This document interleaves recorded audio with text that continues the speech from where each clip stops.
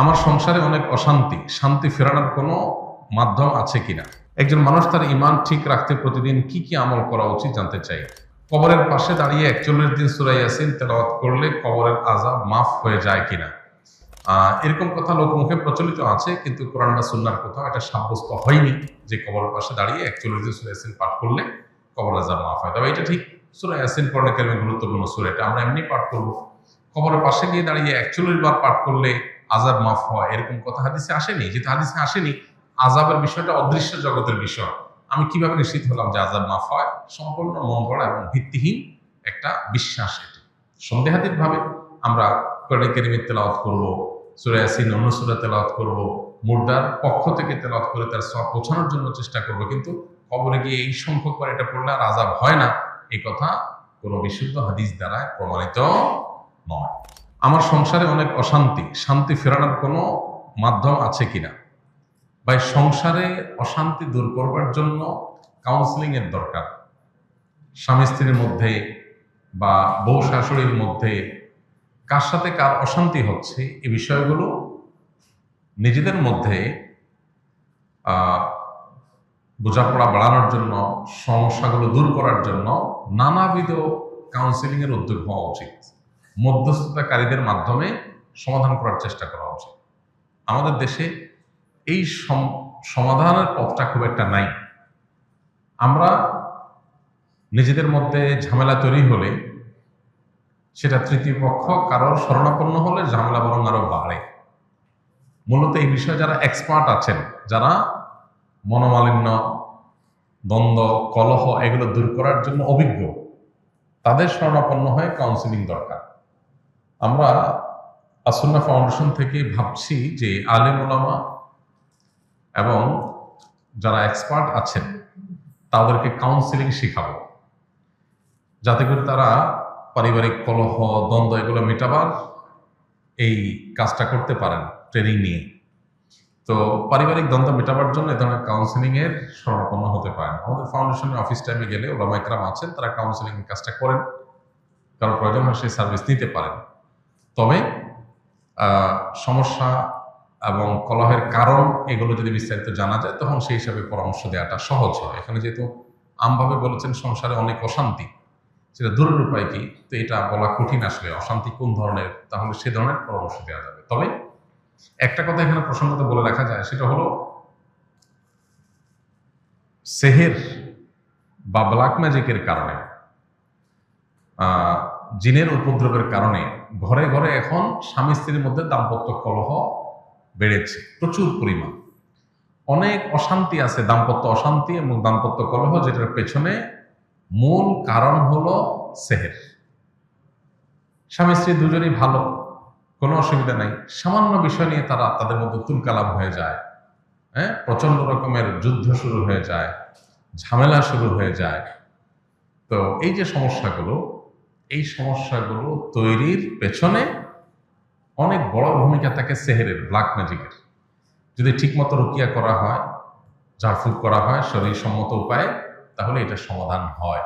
এই জন্য এই ধরনের সমস্যা, এরকম কোনো স্পিরিচুয়াল সমস্যা আছে কিনা সেটা বের করা দরকার। এটার জন্য কোনো রাখি দিয়ে রুকিয়া করা যেতে পারে। পাশাপাশি একজন ব্যক্তি আল্লাহর রাস্তায় শহীদ হলেন, কিন্তু এই ব্যক্তি বহু মানুষের হক নষ্ট করেছেন, তাহলে তিনি কি শহীদি মর্যাদা পাবেন?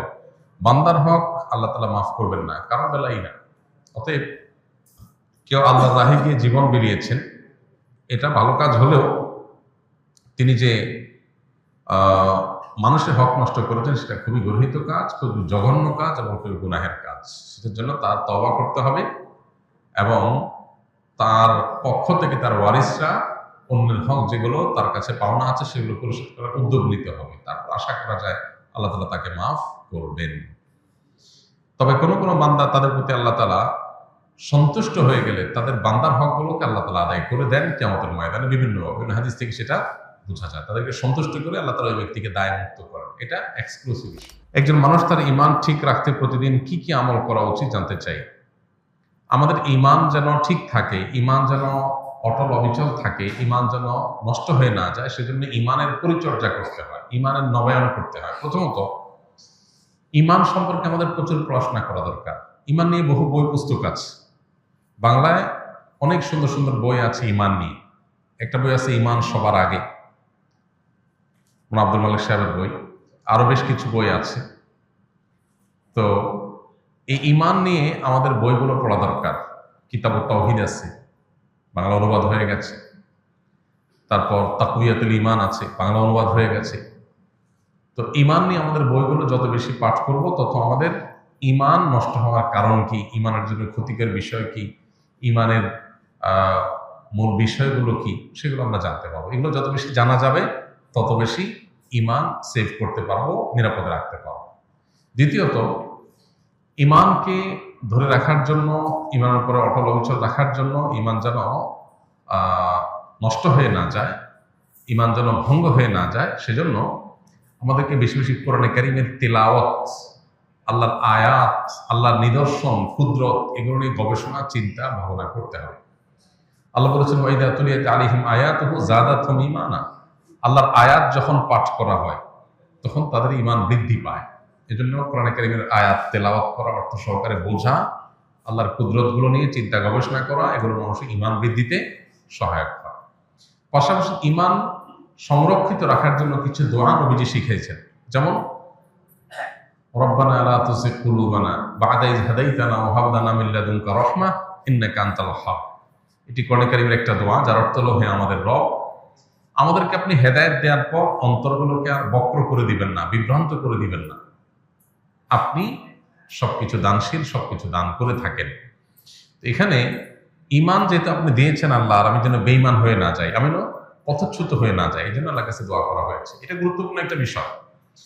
অনেকেই আছেন ঈমানদার হয়ে পৃথিবীতে জীবন যাপন করেন, দুনিয়ার জীবন কাটান, কিন্তু একটা সময়, আল্লাহ মাফ করো, ট্র্যাক চেঞ্জ হয়ে বেঈমান হয়ে নষ্ট হয়ে যায়। বিশেষ করে গোটা পৃথিবীতে কিয়ামত যত নিকটবর্তী হবে, ঈমান ধরে রাখা তত চ্যালেঞ্জিং হবে, তত টাফ এবং কঠিন হবে। কারণ ঈমান নষ্ট করার জন্য হাজারো আয়োজন আছে, যেটাকে আমরা আমাদের জন্য উন্নতি, অগ্রগতির বিষয় মনে করি। তার অনেক কিছুই আছে যেগুলো আমাদের ঈমান হরণকারী বিষয়, মূলত শয়তানের দূরবর্তী প্ল্যানের অংশ। এই জন্য আল্লাহর কাছে পানা চাওয়াটা হলো ঈমান রক্ষা করার জন্য সবচেয়ে কার্যকর উপায়। আল্লাহ যেন হেফাজত করেন, সেজন্য দোয়া করতে থাকতে হবে। আল্লাহ আমাদের তৌফিক দান করুন। আস-সুন্নাহ ফাউন্ডেশন, উম্মার স্বার্থে, সুন্নাহর সাথে।